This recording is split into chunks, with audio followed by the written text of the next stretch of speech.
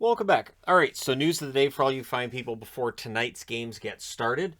Starting off with, if you're a Leafs fan, the bad news is Jake Muzzin not back in the lineup yet. The good news is Austin Matthews, his search for 60 goals starts again tonight. So he's been out for about a week. Uh, Apparently feels pretty good. He's in the lineup. That's good news for Toronto, of course. What's interesting to me is, so before the season started, it was obvious it was Shane Wright's draft. Here we are all these months later, and what's interesting to me is that every year it seems to be the same thing. Okay, this guy's number one, but is he going to be number one? Could this other guy, could Logan Cooley steal that number one spot? And in the end, it usually doesn't happen. But it's interesting to me that in every draft, it seems like there's that discussion about, well, it should be this guy's draft, but maybe we'll see somebody else drafted number one instead. And so in the case of Wright, he still seems to be number one on all the draft lists. But I'm starting to see that creeping in already about well, he's still number one, but, and then of course we'll all be surprised on July 7th. I believe it's July 7th, right? When he's drafted first overall. I guess we should be surprised by that, right? All right, Boston. Good news for them. Pastrnak coming back tonight or this afternoon and making a difference right away. A goal and an assist gets his 500th career point. My concern remains the same. With Pastrnak in the lineup, clearly it helps their attack. Without Pastrnak in the lineup, they averaged 2 goals per game over the 8 games he was out. It's not what you want to see. So it makes a big difference, but if he were to be hurt during the playoffs, I don't see Boston winning around in the playoffs. That being said, we currently have 7 teams above 100 points in the East. We know Washington's going to get there too. So all of them with pretty good records, and so once we get into the playoffs in a week, we'll get to see the difference pretty quickly. And it's going to be interesting too, because 3 weeks from now we'll be talking about how certain teams didn't move on after that first round and they were exposed in the first round, and I have no idea how that's going to turn out. I'm just excited to see it.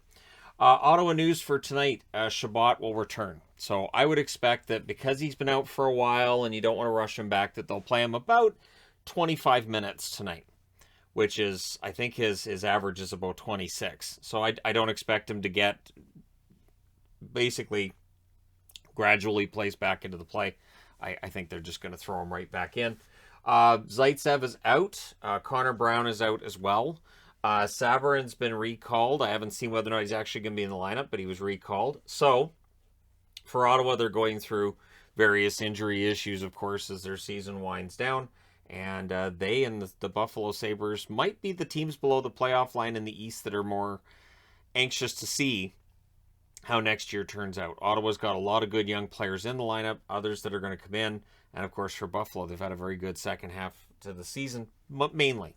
Zadina is going to miss the rest of the season for Detroit. He's out with appendicitis, which is supposed to be some of the worst pain you can experience. So here's to hoping that gets cleared up as soon as possible. For Zadina, it's been a rough year offensively. I think he's played well. I think the effort's there. I do wonder how long he's going to be a Red Wing. He does strike me as the kind of player that maybe a change of scenery works for him. And Detroit might be in a position where they're willing to part with a younger player and maybe bring in a veteran over the summer and try to, get into contention for the playoffs next year. Their fan base likely very interested to see what happens next year too.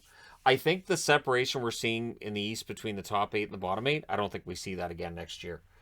Robin Leonard not at practice for Vegas, so again we can all put on our investigative glasses and look at this, right? They're calling it an extra maintenance day, and they expect him to be in the lineup and play tomorrow. And so again, it comes back to yesterday, the idea that Leonard might be more hurt than what they're letting on, and that wouldn't necessarily surprise me. But yeah, the expectation is that he'll play. I think it's interesting too, the extra maintenance day. They won't. It's always interesting to me because if you're perfectly healthy, you probably don't need a maintenance day unless you're being overplayed. So to me, maintenance day means, hey, he's hurt. So there's that, right? Halak is likely done for the season for Vancouver. Their postseason hopes are basically dashed. I was just watching Bruce Boudreau talking the best that he can, of course, but if they beat Calgary tonight, they're still technically in the hunt, and they should still be alive when they play on Tuesday. They should be, but it's done. So Halak, upper body injury, likely done for the season. It's too bad because he had a really rough go of it, but recently he had been playing better. So it's a rough end to another rough year for Halak. I do not expect him back in Vancouver next year. I don't know if he stays in the National Hockey League. It kind of feels like he's winding things down, and so yeah, it's a shame to see it end that way. And speaking of which, Mark Scheifele, also an upper body injury, likely done for the season too, ends up with 70 points in 67 games, which is good, and he's usually above a point per game. Of course, with the way the first half of the season went for Scheifele, you would be forgiven for thinking he would not get to a point per game. And I thought that string of point per game seasons was probably done by the halfway mark of the season too, but he had a good run in that second half, and of course, tough year for Winnipeg. A lot of soul searching to be done with the Jets. Once the season's done, of course, and we're into the playoffs, I will be doing my series on teams missing the playoffs, looking at them going forward and what they might need to do and what they might not need to do. And with the Jets, I don't think there's that much that needs to be fixed. I think it's about finding the right coaching message, and if that's Dave Lowry, then you keep Dave Lowry. I think it's about having the right structure. I think that just a lot of things didn't go right for Winnipeg, and that happens.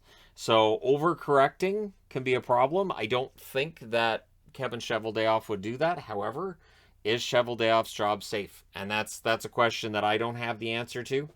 We know that about a week's time, we'll see some coaches getting turfed because after the regular season's done, coaches get fired immediately. And there might be a GM or two that's in trouble too, so we'll see. In Pittsburgh news, the reason I'm wearing a Penguins jersey, Crosby hits the 30-goal mark. No small feat for Crosby at this point in his career. We talk a lot about Ovechkin's not aging. Neither's Crosby. So with that 10th 30-goal season for him, he ties Yager, who also had 10. He's one away from tying Mario Lemieux's team record with 11 30-goal seasons. So it's been amazing for Crosby. And of course, again, anytime I talk about Crosby's longevity, it is truly amazing considering how many years he's had that were shortened due to injury. Of course, there's been lockout shortened seasons. We had a 56-game season last year. So the fact that he's got 10 30-goal seasons attests to the fact that he's a better goal scorer than I think he gets credit for. We talk a lot about his setup and how well he gets the assists, and we talk a lot about how he makes 30 and 40 goal scorers on his wing. We've also talked about his leadership and his cup rings, but he's also a pretty good goal scorer. So kudos to him on that mark. Nice moment today with Buffalo. Rick Jeanneret, who is retiring, of course. RJ's sons joined him in the booth today. I thought it was a very enjoyable broadcast to watch. As always, I enjoy Jeanneret and Rob Ray and their back and forth. Him telling Rob today, yeah, you're getting a little better. And Rob had a nice message before the game too about Jeanneret and how he was intimidated by him when he was first hired, but that pretty quickly he realized that there was nothing to be intimidated about and that he was a really nice, down-to-earth guy and all that. So a genuine friendship between those two guys, and I'll miss that banter back and forth next year. In Calgary news, nothing to be alarmed about, but I think this is a good move. So Markstrom is a scratch tonight for Calgary. They're putting him not even in the lineup at all. So he's not going to be the backup. Vladar will start. Dustin Wolf is dressed as the backup tonight for the Calgary Flames. They're realizing that they need to give Markstrom rest as we get ready for the playoffs. Absolutely agree. There are other goaltenders in the league that I think would benefit from some rest. It's part of the reason why Ullmark played today for Boston.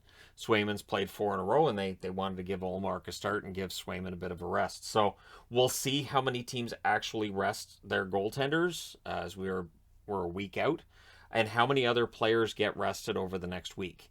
Because it has been a lot of games over a short period of time. I think that's part of the reason why we've seen scoring up the way we have.